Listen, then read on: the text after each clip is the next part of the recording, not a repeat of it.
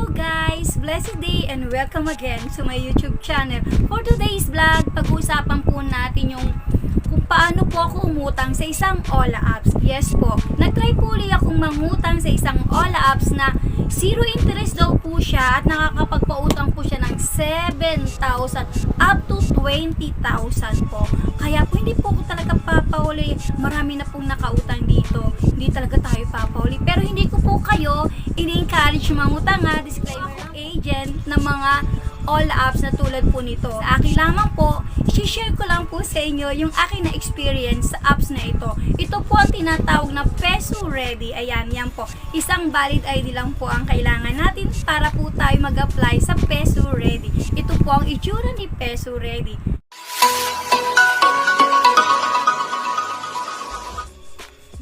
Ayan, dito na tayo guys sa aking cellphone. I-download nyo na ang ating Peso Ready, ang ating Ola apps na registered po naman siya ng SEC. Kaya legit naman. Ayan, download lang po natin. Ayan, umiikot-ikot siya guys. Kailangan mapapasensya nyo guys, lalo na ngayon na may na ang aking net. Pasensya na. Umuulan kasi dito sa amin. Sa inyo guys, umuulan ba? Dito sa amin kasi ay naulan. Ayan, umiikot lang siya. Sa mga hindi pa po nakasubscribe, please do subscribe and hit the notification bell para updated po kayo sa mga utangan edition natin dito sa Ola apps. Ako po ay magbibigay sa inyo ng mga video na mga registered check po o mga Ola apps na pwede po natin matakbuhan every time may pangangailangan tayo. Ayan, then open nyo na po ang ating Peso Ready. Ayan, naka-download ng ating Peso Ready. I-accept nyo na po siya guys. Yan. I-accept po natin yan. Ayan. Pwede nyo naman basahin lahat yan pero hindi. I-allow nyo lang po yan. Yung lumalabas na yan, i-allow lang po natin. At ayan na po. Get free money now. Ba, yun agad ang bubungad sa atin. Aba. Ayan. Peso Ready Pilipinas. Yes. Ayan na. Zero interest guys. Kita mo yon. From 1K to 10,000 daw ang pahiram o up to 20,000 pa daw sabi. Pero ayan, 'di ba? Hindi mo makikinig hanggang sagad. Nako, ako nga sinagad ko pero hindi pwede. Hanggang 7 na i-try ko na 7 ang ating i-apply. So ayan, kapag decide na kayo ng 7, i-click nyo naman po ang apply. Ako, apply ko na agad. Then 7 po talaga guys. Ang aking na i-try na mahiram. Then itatype po natin ang ating number. Ayan. Na-blurred ko lang po kasi sobrang daming tumatawag sa akin guys. Grabe. Grabe talaga. Iba yung message sa tumatawag. Ang daming tumatawag sa akin ng mga Ola apps. Di ko maintindihan. Ang daming nag-aalok sa akin. Sobra. Ayan. Na-blurred ko lang yung aking number. Alam ko naman na kahit i-blurred ko yan meron pa rin silang pagkukunan ng number ko, diba? Pero sa akin lang okay na lang din yan ang ma-blurred yung aking number. Ayan. Then, iintayin po natin ang OTP. Pero ako dyan ay nagpa-resend pa ng OTP kasi nga po, hindi agad dumating yung aking OTP. Kapag ganun din po nangyari sa inyo, wag po kayong mag-hesitate na i-click lang yung resend para mag-resend po ulit ng OTP. Kasi yan po yung ginawa ko dyan. Ayan o, nagpa-resend ako ng OTP. Then, dyan nyo po siya i-indicate yung OTP sa may arrow na pink. Ayan.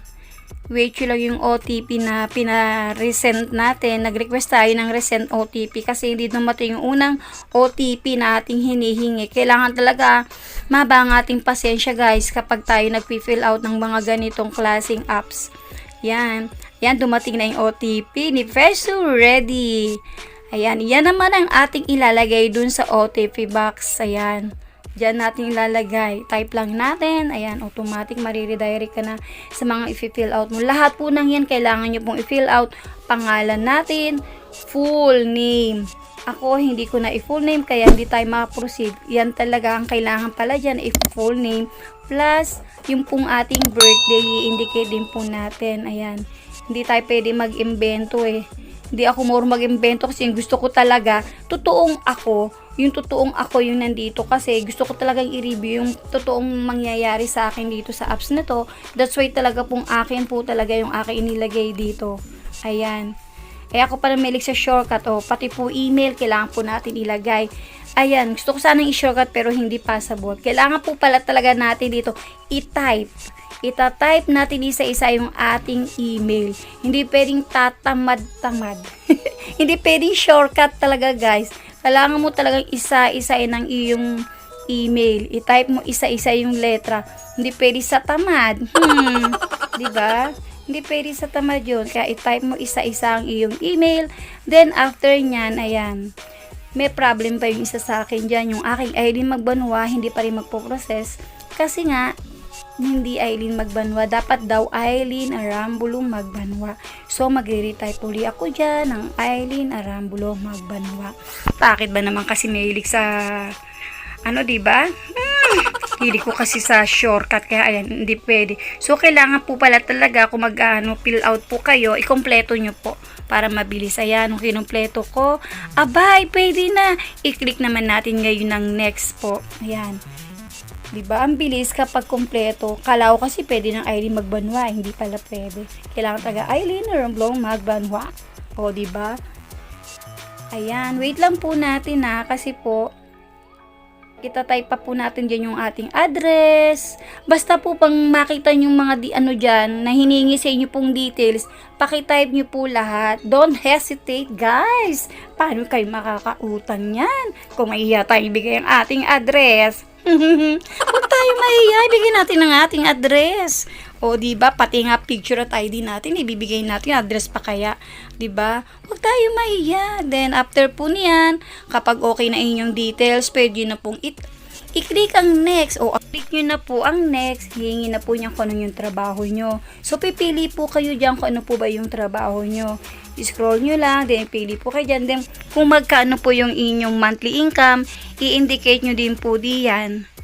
Then, hihingi din po siya dyan ng isang malapit sa inyo na contact person at contact number.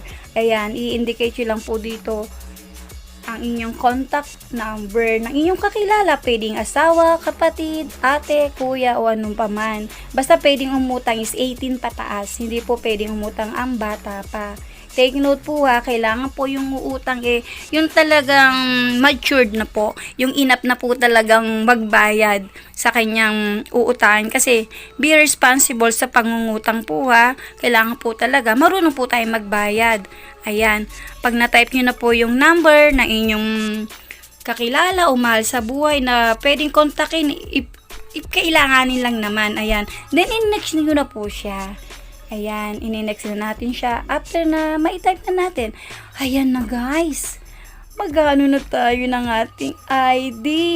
Ayan, marami po ditong available na ID na pwede nyo pagpilian. Driver's license, PhilHealth, PRC ID, at meron din pong SS, UMID, Postal ID, Passport, Voters ID, TIN ID, at PhilSys ID. Pipili lang po kayo ng isa dyan, then yun po yung ating kakailanganin na picturean. After niyan, dyan nyo po siya pipili kayo dyan. Pag may napili na po kayong decide ID na inyong gagamitin, iti-take photo nyo na po, then i-allow nyo lang po yan, huwag yung pansinin yan, allow nyo lang. After po niyan, ayan, picturean po natin ang ating PhilHealth ID. Ayan, PhilHealth ID po yung hawak ko. Then, picture. Then, take photo naman po tayo dyan mamaya-maya.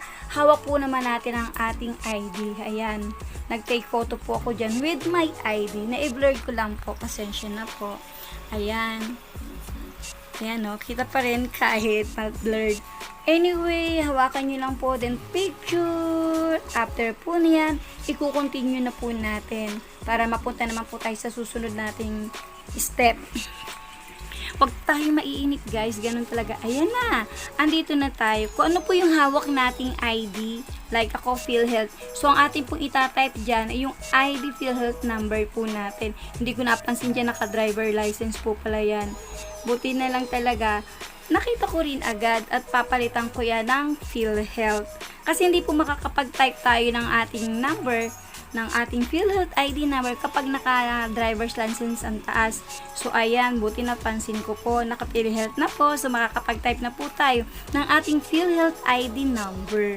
Ayan, after po niya, makakapag-proceed na po tayo sa susunod po natin gagawin.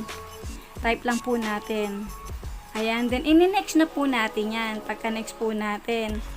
Ayan, di po ba nakita nyo? I-next nyo na po pagka nakapag-type na po kayo ng PhilHealth ID number o any ID po na inyong ilalagay yan. Itatype nyo lang po yung number. Ayan. Hay nako, meron naman po akong hindi napansin. Kung mapapansin nyo dyan, meron dyang bank account. Ayan. Yan po, bank account po pala ang first prioritize sa mga umuutang. Huwag nyo po ilalagay yung e-wallet kasi hindi po pala tayo ma-approvean kapag e-wallet. Mas maganda po pala bank account channel ang ilalagay natin. Ganun pala yun. Then dito naman po, maglalagay po tayo ng password natin para pag nag-login po tayo sa dashboard nila, ay madali na po tayo makakapunta. Check natin kung magkano ang load. Grabe!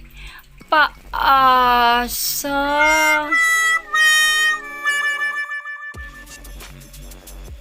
Kung isa po kayo na nakagamit na po ng apps na to o nakahiram na po, pwede po kayong mag-comment down po diyan sa ganun po ma-enlighten po yung ating mga kasama na wala po silang idea tungkol sa mga apps na to. I-share po natin yung ating mga na-experience para po pag nabasa po nila, magkaka-idea na po sila na kung i-go po ba nila o hindi ang mga plano nilang mangutang. Pero hindi naman po lahat pare-pareho na experience, di po ba? Kung ikaw hindi nakautang dito, hindi ka na-approvean, pwede ka naman bumalik sa mga susunod. Pero kung ikaw na nakautang dito na maganda naman ang iyong na-experience, pwede ka mag-share. Sabi ko nga bad or good na experience nyo po, pwede nyo pong i-comment down below po diyan. Sa ganun po, malaman po ng ating mga kasama kung ano po yung ating mga na-experience. Kasi maganda po yung mga nag-share po tayo ng ating mga na-experience. At pwede nyo rin pong i-share itong video na to. Okay, bye for now guys. God bless and keep safe. Gagawaan ko po ng video ang nangyari na ito.